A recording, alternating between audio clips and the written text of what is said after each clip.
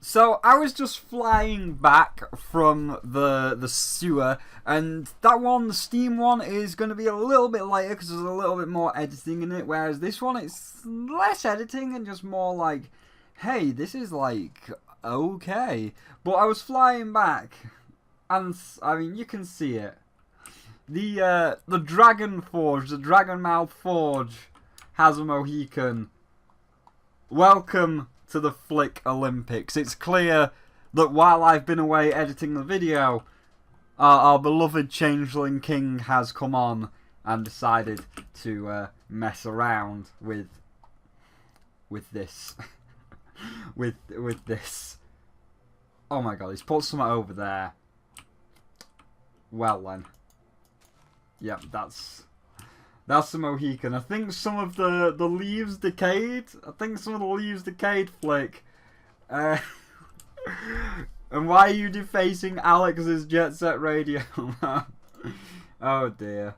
Well, he's got a nose. Oh, he's got something down there as well. What have you been doing while I've been away? What have you been doing while I've been away? There is a sign. Here is Flick's creativity.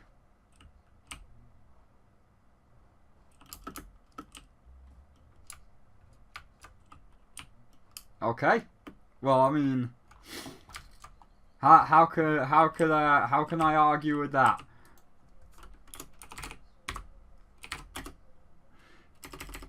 How can we argue with such amazement? 10 out of 10. Best Minecraft builder ever. You got 10 out of 10. Let's admire the creativity of this magnificent structure, this fantastic, magnificent structure, as we get into the last pre-E3 video. Says it all. Paladins for Nintendo Switch. I'll go make the signs. So yeah, we're gonna leave the best thing that has ever been created within this world, because honestly, like that clock tower, that Dragon Forge, it's all shit. You can't beat that, Alex. Your thing's shit. You can't beat this level of creativity. So yeah, I'm going to go back to the signs, and we're going to leave such a monument of perfection alone for now. And then we're going to fly up over here. And there's not really any footage I can put on. Like, I could put on some tower footage. This one where we climb up a tower and Drogos gets Drogos' master according to the lore. This is the big lord that he escaped from. But, you know, we can watch Drogos' master get his snout booped by Pyra. I mean Furia, who is basically some sort of fire sword, and she is now the spiritual, physical embodiment of the fire sword, because her sister was sacrificed to the abyss, and then she's like, I want the power to save, and then the sword's like, yeah, sure, you're gonna become the sword. And then there was an explosion in this trailer, and she's the sword, so she's Furia. I'll get there in the end. So yeah, that's the thing. So I could play that, but really that's not going to come out to the Switch, because by the time the Switch version comes out, that event's going to be closed, so it's kind of irrelevant. No. But yeah, so this is obviously no conference. The game is Paladins for the Nintendo Switch, developed by hi-rez Studios. Don't really need any of the pedestals, because we've seen it. What's the gameplay like? Well, you've seen it. With Paladins has been out for a very long time. There's no explanations. There's not really a final verdict. It's just more the statements made and what's going on with the statements made. Some of them really impressive, really good, really like showing another company who's boss.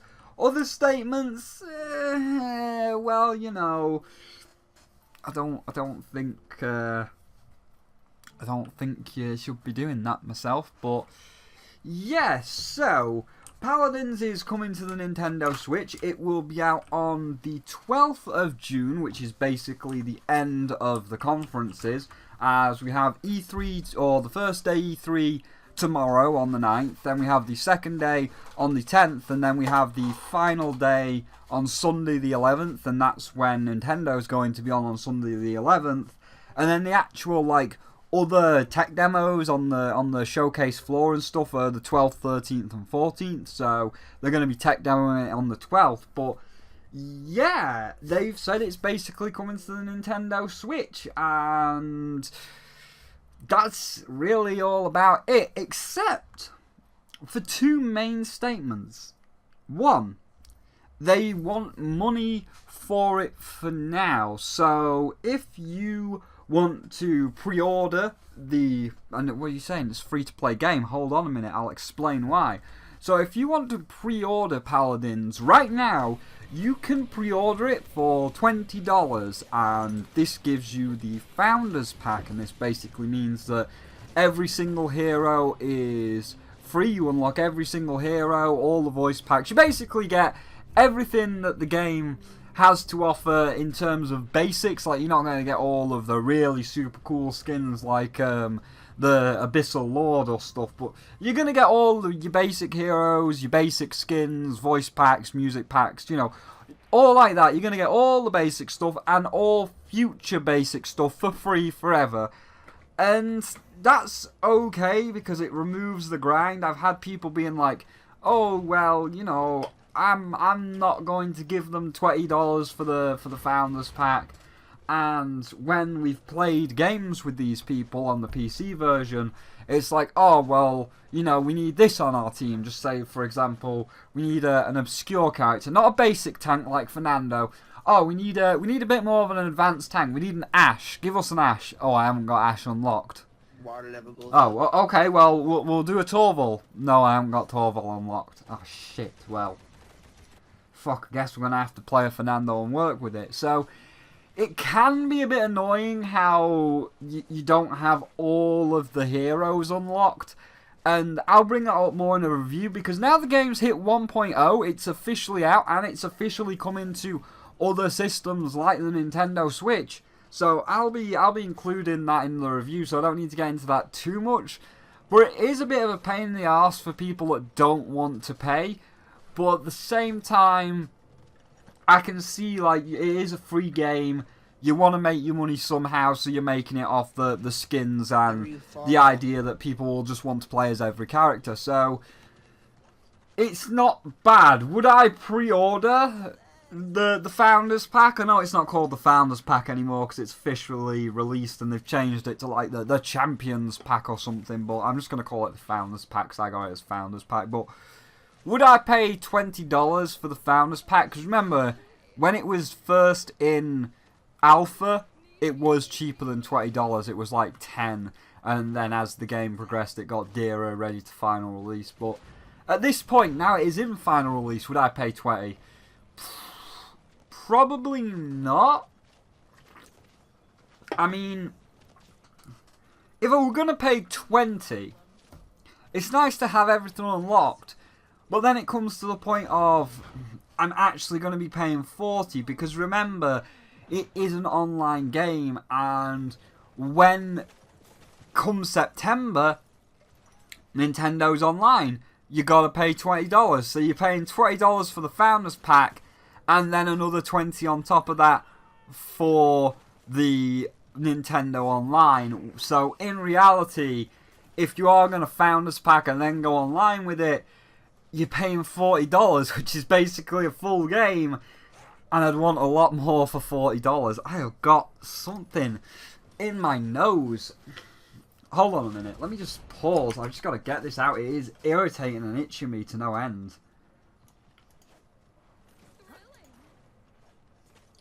Oh. Oh, there we go. That is so much better. That is so much better, just getting it all out there. So yeah, Founders Pack, bit weird. I mean, if you put it at maybe what it was in the alpha, 10 or 15, I think 15 is reasonable. I would go for it, but 20, I don't know, but the biggest point though, ignoring this, the biggest factor, the one that everybody is really excited for and is basically, calling a lot of the other studios out at this point, is the fact that Paladins is going to be cross-platform. So PC players can play with PlayStation players, that can play with Switch players, that can play with anybody. So no matter what system you've got it on, they're doing crossplay, and we already saw the benefits of crossplay last year starting to come into effect with this game that we're in right now, Minecraft, with Microsoft saying that Minecraft is going to be fully crossplay with the Better Together update, where Nintendo Switch users will be allowed to play with people on Xbox, people on PC. All you gotta do is have an Xbox account, and then the Xbox Live account will be able to work out which system someone's playing on and then log them into the multiplayer world. So great there, and the same applies for Paladins. Basically all you need is a hi-rez account, which if you're getting Paladins then you're going to get a hi-rez account anyway, so it's just kind of an automatic thing. And from there, the hi-rez account will then work out whether you're playing on Switch, Xbox, or whatever you're playing on, and be like, okay, this guy's playing on a Switch, this guy's playing on a PC, let's just wind them together and tie them together, and boom, there you go. The Switch player is now playing with the PC player, and again, that's great, that is fantastic, because it just means that if you are not wealthy enough, or you don't have a good enough set of parts within your PC to play on a PC, well, hey, now you don't have to. You can just buy a Switch on the cheap and you can play with your friends, because the Switch has been worked out and all, optimized to handle Paladins at the level that PC players will be able to handle it, in terms of connections and stuff. I mean, some of the connection thing is going to be based on your own personal connection and what your megabyte upload download speed is. But in terms of hi-rez's server on their end, their Switch part of their server has been made to keep up with their PC server, so that both their servers will work together and run at the same speed. So that's great. That's fantastic. And now comes the call out, and it's a big call out, and it's something that I'll be interested to see if across this E3, when we see the when we see the tech demos of Paladins for Switch working with a PC version, when we see all these versions working with each other, then the big question is going to be asked, and I'm going to be interested to see if the other company answers that question, and that of course is Overwatch. Overwatch has been asked for on the Switch multiple times. Jeff is a great big liar and says, oh, the Switch can't handle it. Bitch please, yes it could. Overwatch is running in Unreal Engine, and look at Doom.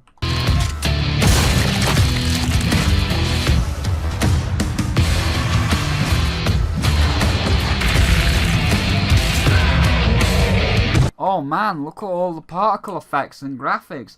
Man, I guess the Switch is really underpowered and can't handle Overwatch, eh? Oh wait, yes it can. So, oh look, oh no.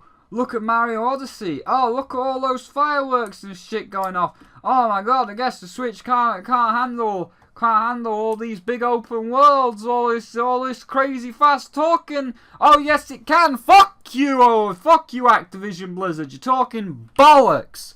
So the Switch can handle it, and if that's not enough proof, let's face it, people will just do what they always do. Hey, do you remember when the game, not the Game Boy, do you remember when the Nintendo 3DS, the new 3DS, couldn't handle SNES games, and then someone put an SNES game on it because they hacked it, and they proved Nintendo wrong and proved that they could do it? People have put Overwatch on the Switch. Not online, it doesn't really work online because you've got to have a connection, and then Blizzard will know that you're doing bullshit IP, but it's been working. So why are you talking shit, Blizzard?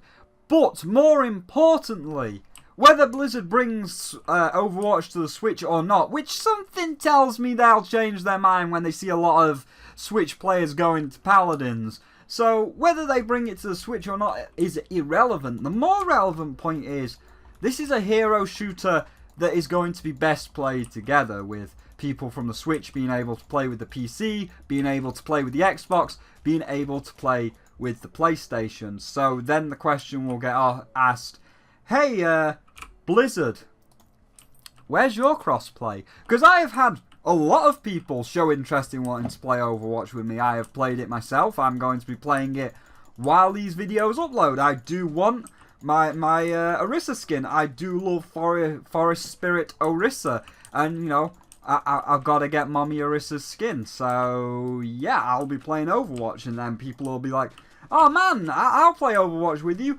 Princess Amanetta has proclaimed many a time that she's excited to play Overwatch with me. Sorry, Princess. You got it on the PC and I got it on the PlayStation, so that shit ain't happening. That shit's a no-go, no right there.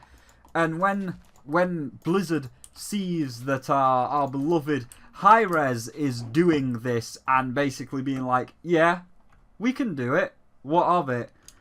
Is this going to make Blizzard do crossplay? Because a lot of people have been asking for crossplay on Overwatch for a very long time, and like the whole Nintendo Switch excuse, Blizzard is chatting shit and being like, oh, well, you know, if we try and do crossplay with Overwatch, it wouldn't work because of this bullshit reason here. And now hi-rez is saying, actually, you're talking shit, because here is a hero shooter that is online and is being played with people on different consoles. So why are you chatting shit, Blizzard? And then now Blizzard can't say it's not because it wouldn't work, because it very clearly can work. If a poorly optimized game, you know, Paladins, it's not the most optimized, let's be fair. There are some performance issues with it. But if a poorly optimized game can get itself crossplay, then a well-optimized game that is thought out and will have all of the benefits of the Activision Blizzard team working hard on it, all those benefits, you could easily get it crossplay. So, yeah, there wasn't really, it was just me kind of rambling for 15-20 minutes there, because there wasn't a lot to say, just more, you pass. You found this pack. I think it's a little bit expensive myself, but I can get over that because I know it's to do with the whole Nintendo Switch online service. But more importantly, crossplay is coming to Paladins, and Paladins is also coming to the Switch. So, come on, Activision Blizzard. What's your excuse for not having Overwatch on the Switch? And don't tell me it won't run, because it very clearly will. And why can't you do crossplay? Because it's very clear that you can do it. So it'll be interesting to see that with this big statement from hi-rez, if Blizzard will follow up and say, actually, yeah, Overwatch can come to the Switch, and yeah, we can do this. So that'll be very interesting to see. But for now, good on you, hi-rez. I knock on you sometimes with things like OB64 and some other things you did. Yeah. But good on you. You're getting on the Switch, fantastic system, and you're getting crossplay, and everybody likes crossplay, and everybody always thinks it's better to play together, and here we all are playing together. So yeah, that's day 0 of E3. All of the pre-announcements are done, and now I've just got to kind of wait till tomorrow night, and I'll see all of you tomorrow night, where we'll be watching the first of the press conferences. How many are there tomorrow night? Is there 3? Oh my god! That is a lot of press conferences. Jesus! Oh wait, June 12th. Sorry, it's all cramped into one. I thought that was all in one day. No, we've only got one conference tomorrow, which is Electronic Arts. Of course, they'd kick it off. And then everything else is on Sunday on the 10th and then the 11th. So, I'll see all of you tomorrow, where I guess we're going to watch Electronic Arts, and then we're going to go through all the games that Electronic Arts showed off. So, yay! I can't wait for that. Oh, fuck. So yeah, thank you all for watching this these 3 pre-announcements for E3. If you did enjoy the video, do feel free to leave a like. It does help out the channel. If you don't want to miss out on all the other E3 content, then don't forget to subscribe and bing the bell so the notifications go through. And as always, there are links down below to my Patreon if you'd like to support me further, my public Discord if you want to come in and chat with me, and a Twitter if you want to see my live reactions to the press conferences as they're happening. But for now, thank you all for watching, and I'll see all of you in the next one. I'm going to go and find this bastard Enderman that stole this block, making me have to replace it. What a dick.